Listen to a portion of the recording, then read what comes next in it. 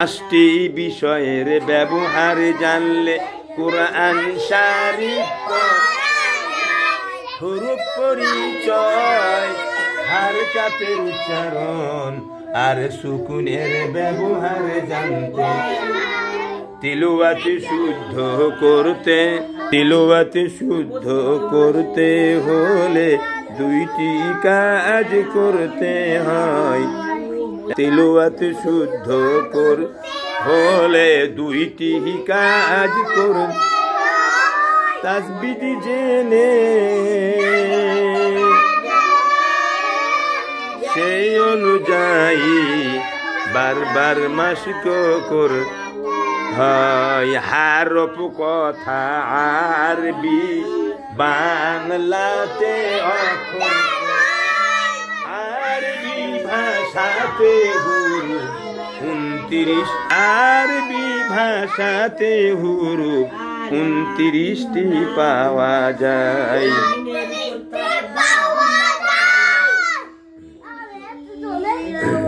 এই ধরো যে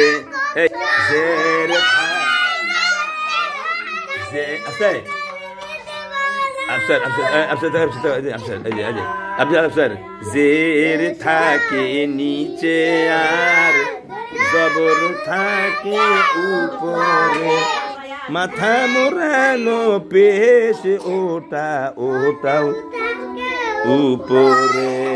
জের জবর পেশ কে জানিও হারকাত বলা হয়।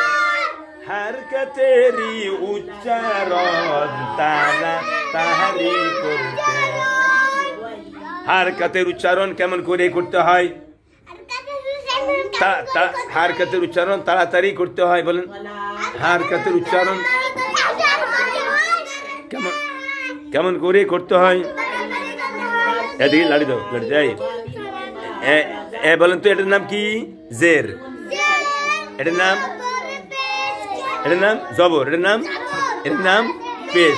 এটার নাম জের। এটার নাম জবর। এটার নাম জবর। এটা পেশ। এই দেখো এটার নাম জের। এই আচ্ছা এটার নাম জের। এটার নাম জের। এটার নাম জের। এটার নাম কি? এটার নাম জের। এটার নাম জের।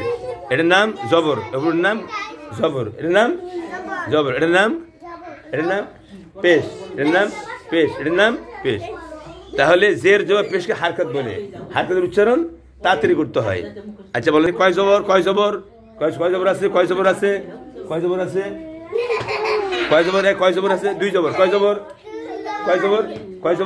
আছে? কয় জের আছে? কয় জের আছে? দুই জের। কয় পেশ? দুই পেশ। দুই জবর দুই জের দুই পেশকে জানিও তানবিন বলা। না দুই জবর দুই জের দুই পেশকে জানিও তানবিন। দুইটির মধ্যে একটি হারকাত অপরটিকে নুন সাকিন কয়।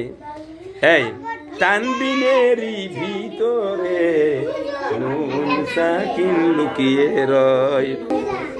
ইলিশ মাছের পেটের কাটার মতো সুকুন বা জজম দেখা যায়। বড় নৌকার গেরাফির মতো তাস দিদ দেখা যায়। এই ইলিশ মাছের পেটের। শুনো তোমরা ইলিশ মাছ খাইছো? ইলিশ মাছ কে খাইছো? হাত দেখাও। খাইছো? আচ্ছা এই যে কাঁটাটা আছে এটা ইলিশ মাছের কোথা থেকে? পেটে। ইলিশ মাছের পেটের কাঁটার মতো সুকুন বা জজম দেখা যায়। বড় নৌকার গেরাফির মতো তাস দিদ দেখা যায়।